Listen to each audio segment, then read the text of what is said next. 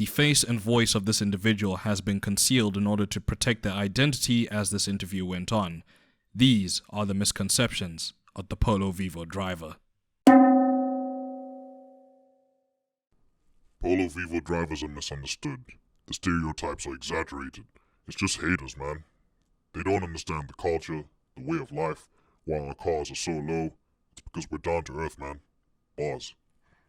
The Volkswagen Polo Vivo has been around for some time. It's in the second generation, in fact. But maybe you want a little bit more spice, something a little bit more sporty. Well, this is where the range-topping GT comes in. This is going to be our review on the Polo Vivo GT. My name is Tay. Let's get in. Search AutoTrader.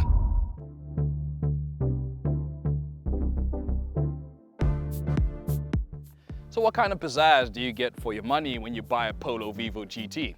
Look, this is the refreshed final generation Polo 6R, which is what the Vivo is based on.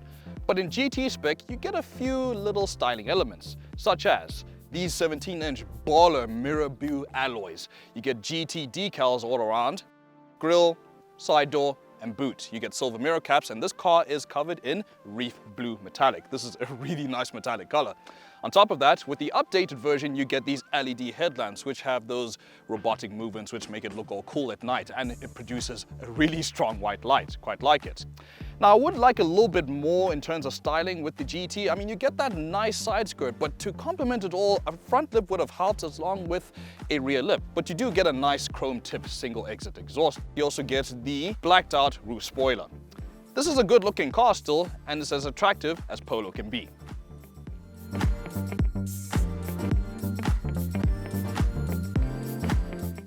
Welcome to the humble abode of the Polo Vivo GT. Look, this is pretty much Polo 6R. Still looks good, still feels nice. You got heaps of soft touch materials, but what is more bespoke to the GT? Well, for starters, we have these bucket seats, which come in blade red texture. Looks pretty nice.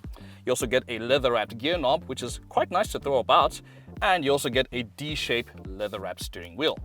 Apart from that, there's really not much else difference when it comes to the 6R in this. You do get extras like these storage pockets, like in this armrest over here and under the driver's side seat. Now, in terms of things that I would like a little bit more of, you don't get grab handles in the interior, you don't get auto up and down windows, and in fact, you actually only get manual windows in the rear. I wish this could have been updated a little bit better, but you know what, at least you have electric windows and you have drive-away central locking, which is pretty nice. Infotainment system wise, this is a pretty nice infotainment system. It has Apple CarPlay and Android Auto, and it has a pretty decent speaker system to boot.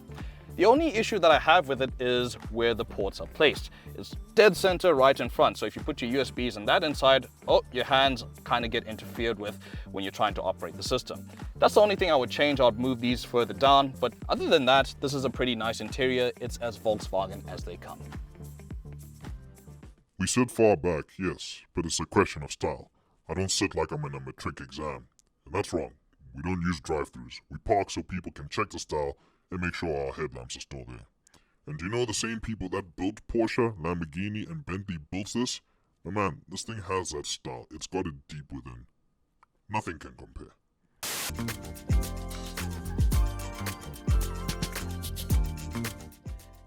In terms of safety with the Polo Vivo GT, these are the standard items as follows and optional features at the bottom.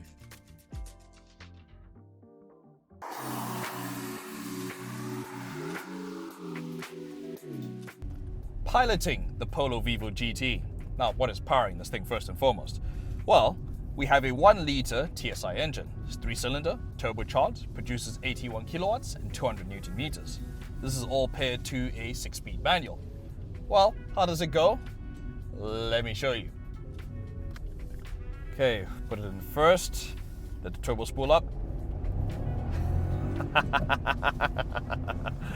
Nice, nice.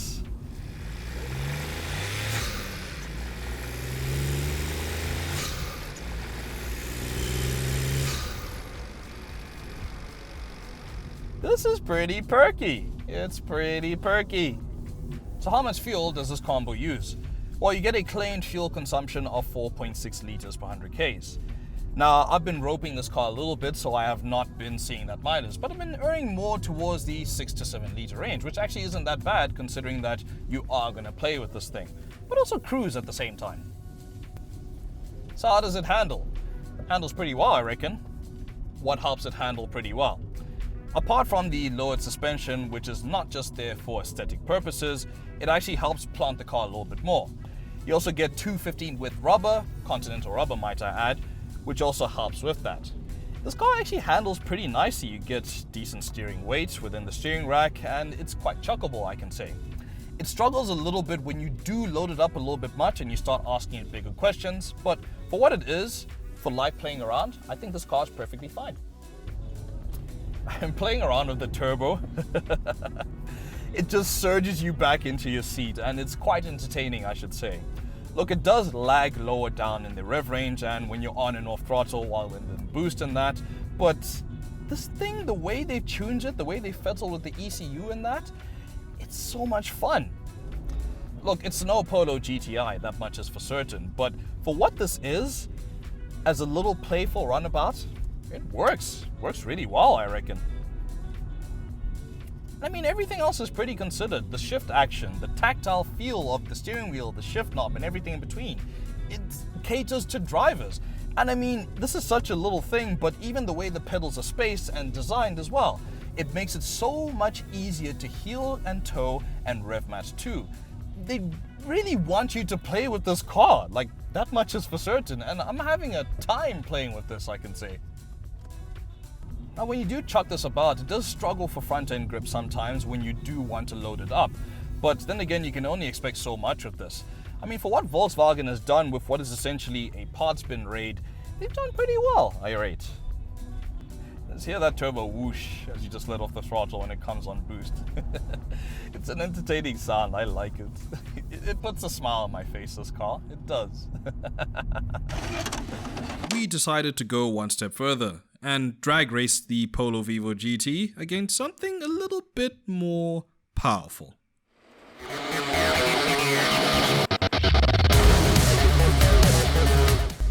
Now, being a mild hybrid, the XM has got an all-electric mode, giving us 145 kilowatts and 280 newton meters of torque. Now, we just so happen to have the updated Volkswagen Polo Vivo GT, which has got about 82 kilowatts, 200 newton meters, and weighs just over a ton. Now, my bigger disadvantage here is I weigh 2.7 tons, so he's nearly 3 times lighter than me in that Vivo. So let's have a drag race, all-electric XM, or should I say XM in all-electric mode versus Vivo GT. So let's see what happens.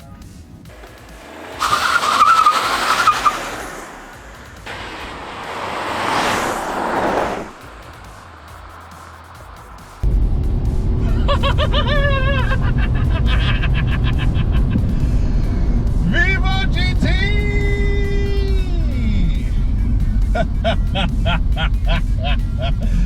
Oh wait, he has more power when the combustion comes in. Yes. Okay, but we got to talk price and competitors now, so let's segue into that.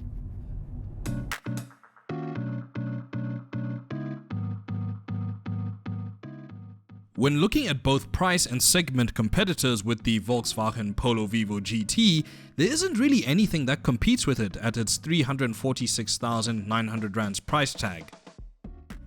When looking at what main rivals are there for the Polo Vivo GT, we have the likes of the Opel Corsa and Renault Clio, to name a few.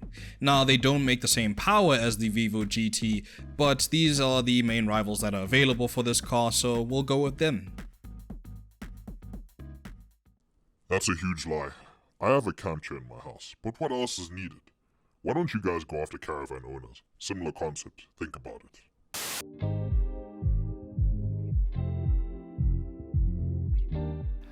I think this is a cracking car. It definitely is. Volkswagen definitely used what they had to make this a sporty hatchback. But the thing is, you see yourself wanting a little bit more, especially considering the fact that the Suzuki Swift Sport, for maybe around 80,000 Rand more at the time of recording this video, it is a dedicated sports hatch.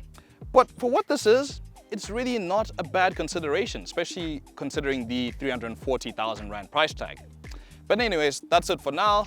Make sure you like, share, and subscribe to the AutoTrader YouTube channel. We have heaps of news, reviews, and more, and also on our website where you can assist yourself with the car buying and car selling journey. That's it for now. Let me go and take this for another drive. See you later. Search AutoTrader.